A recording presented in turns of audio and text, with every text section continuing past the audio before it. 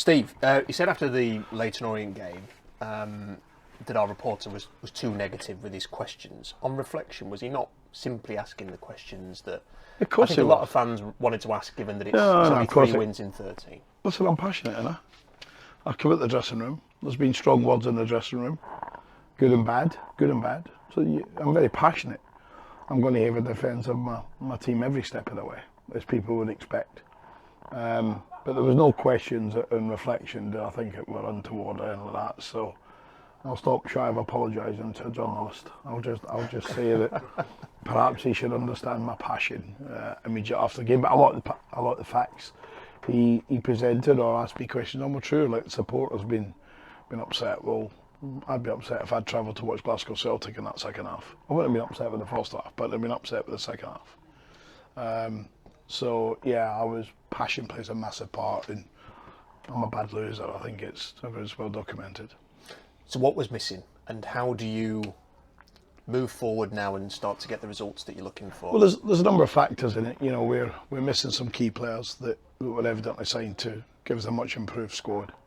We're still trying to get players to find their best form of the season, which they have to find it. We have to help take them to that level where they need to be.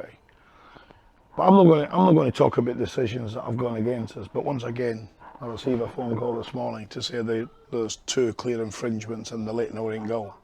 One is they called it law 11 and law 12, which is one is offside, and one's infringing with players who have got no interest in playing the ball. So it's clearly shouldn't be a goal given. Go back to Monday.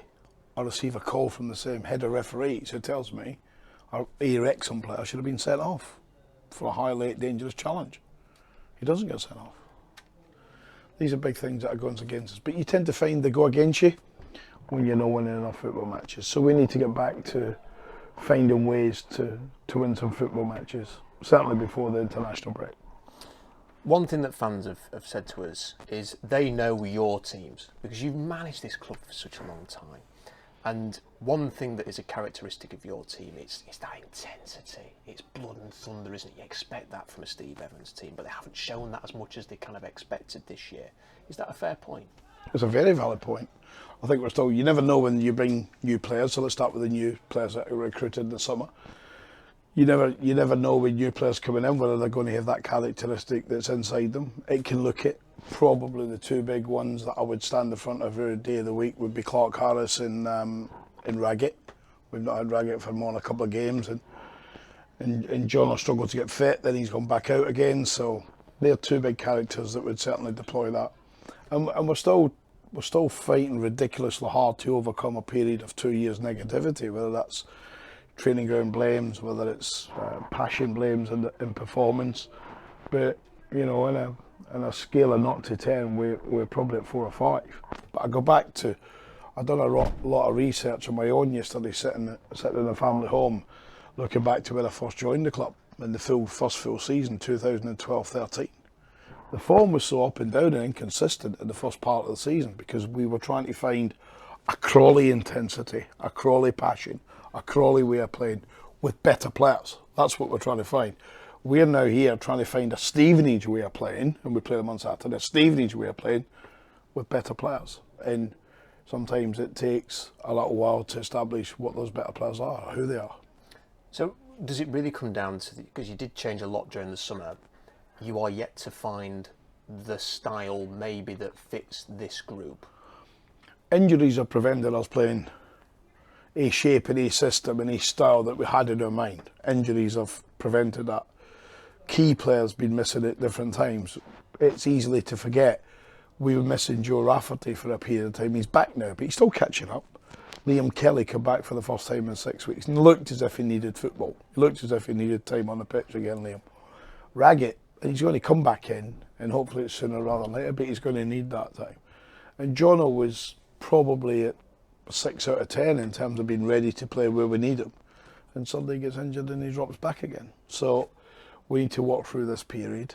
And that's when as a manager of the Rotherham United, I was speaking to Paul Warner about this the other night, this is when as a manager, Warney's in a period like this. And what you need is the support of those fans, you need the support of up above from our chairman and our board, because they'll be looking saying this is not what we're envisaging seeing.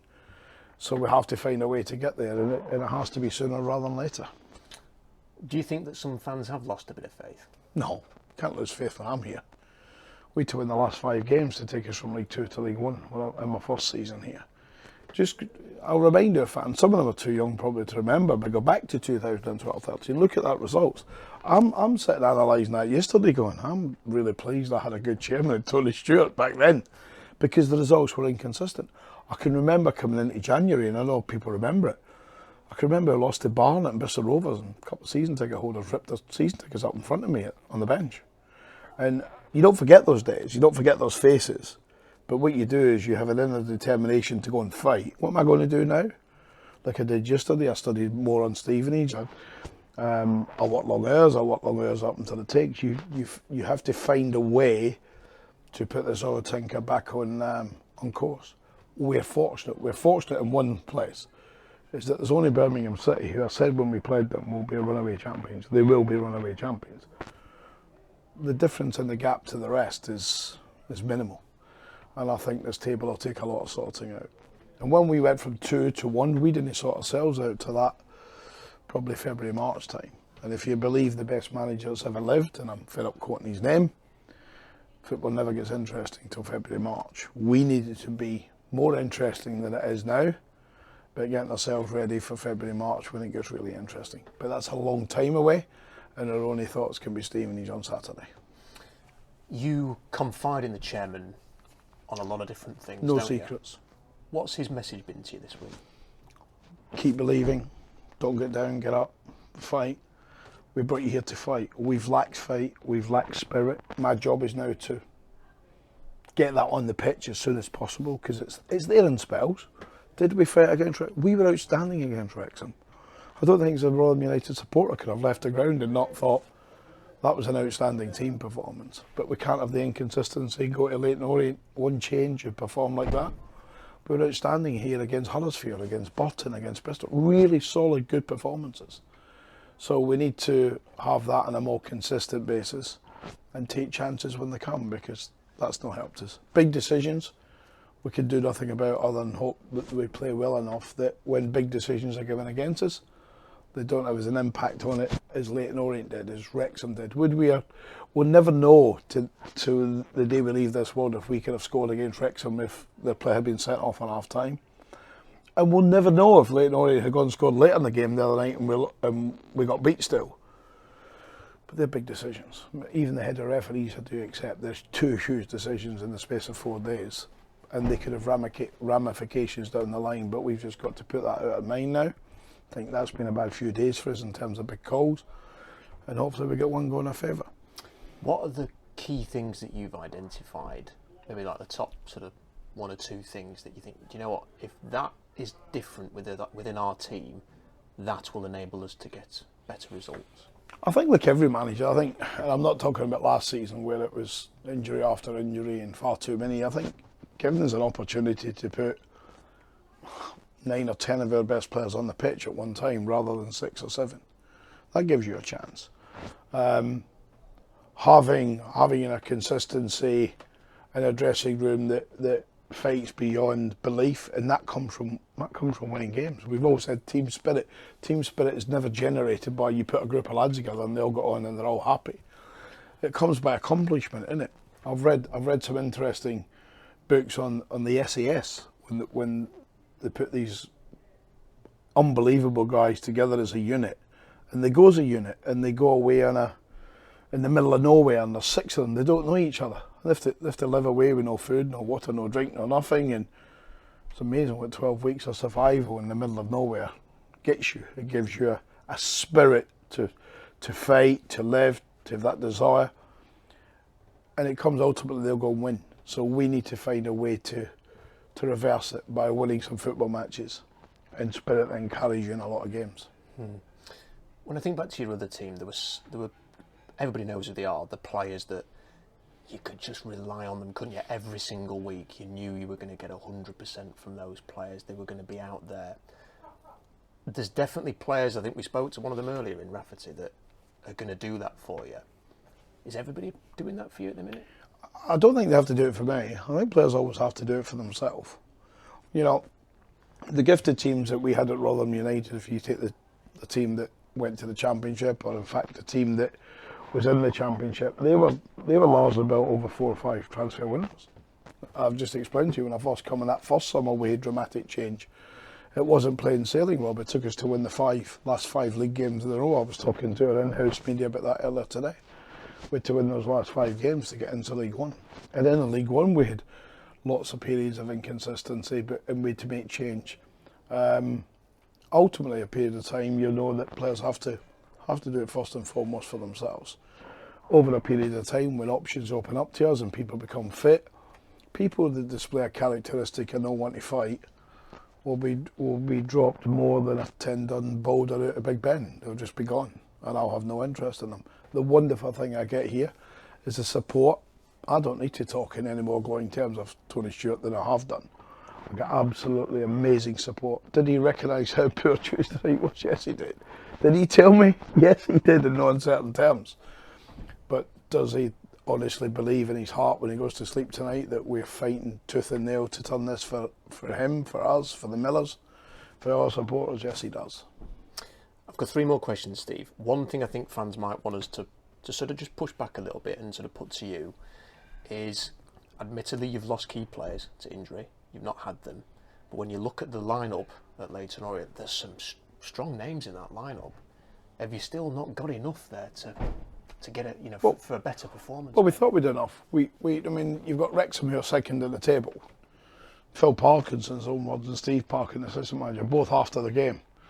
we've come with ski masks and get away with the points because they know how well we've played, and they're an excellent side. So there is a characteristics there for a number of those players to be playing in a top Rotherham side.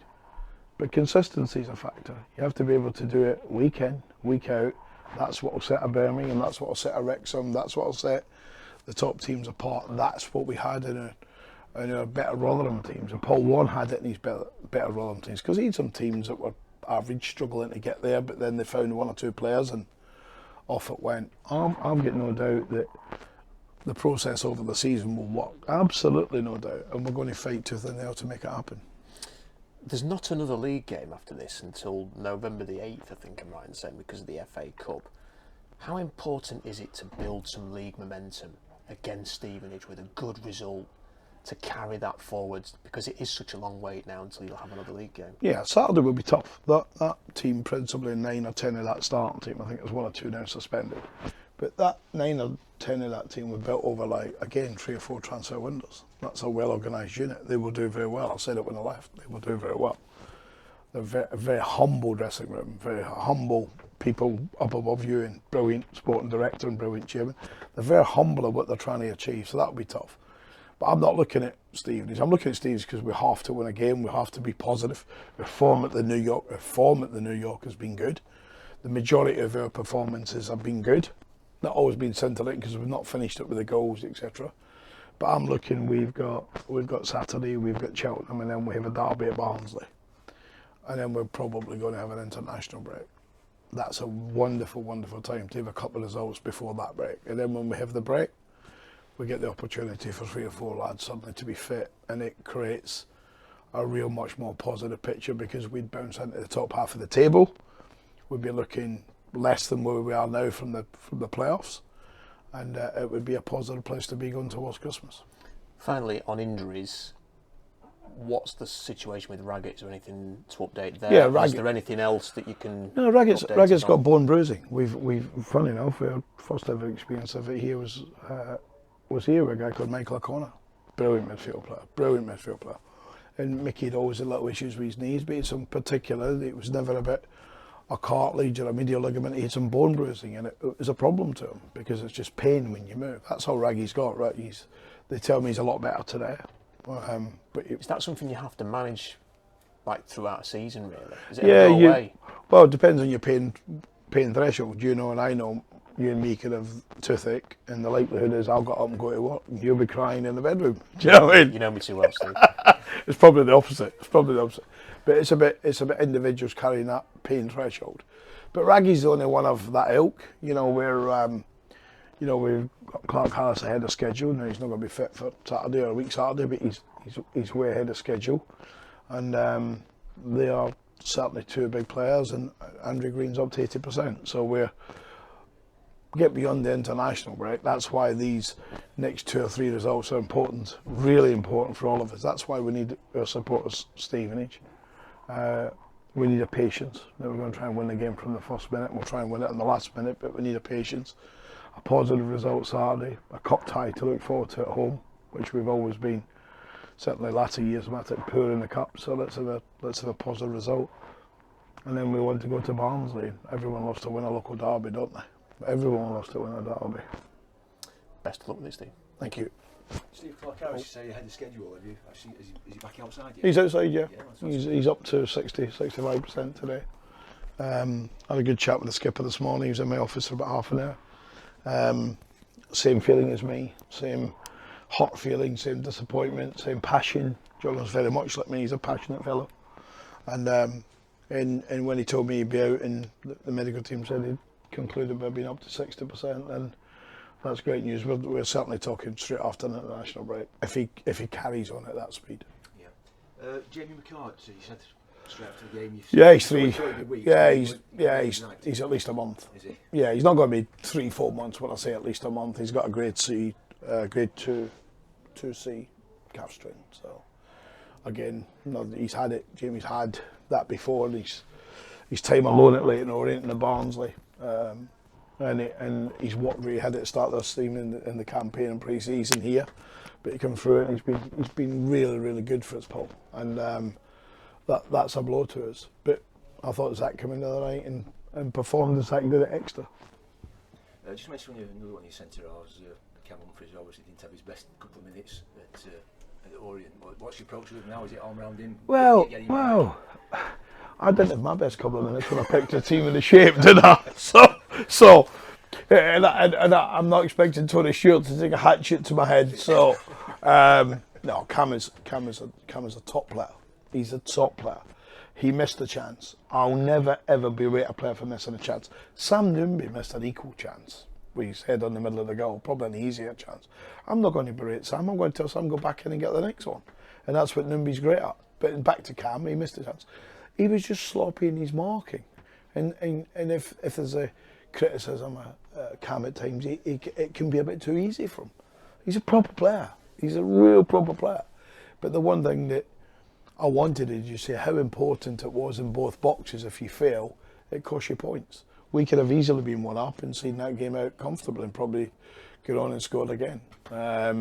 It's such a pivotal moment in the game, Paul. I just want to say it, but you know, I don't need to put my arm around Cam. If he wants a kiss, I'll give him a kiss. I've no problem with that. If he wants a hug, I'll give him a hug. He's a top player. He's a top talent. It's time for him to express it. What's been the reaction, I suppose, from the squad to losing in midweek and suddenly finding yourself with only 3 wins in 13 so far?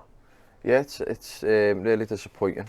You know, we've gone through it today, and we're really disappointed. We didn't play as well as what we can. We know that, and obviously we conceded off a set play, which is never good.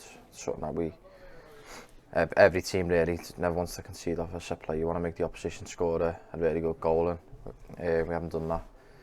So yeah, we're disappointed. We probably went into the last week, probably into the Wrexham game, kind of looking up and looking forward to pushing on towards the playoffs, and then you know you're going to get beat 2 games on the bounce, and all of a sudden you're not looking at that anymore. So it's just about getting back on track and being able to look forward again. Is it a bit of a surprise, because when you look at the squad, it looks like a squad built to push for promotion, and there's still time for that, I suppose, to happen, but I don't think many people expected this kind of a start, did they?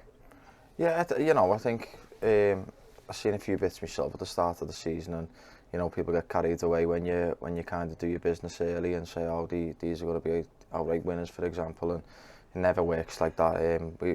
We kind of always knew that Birmingham would be the standout team in the league, like the way they've spent, the squad they've got, the football club they are.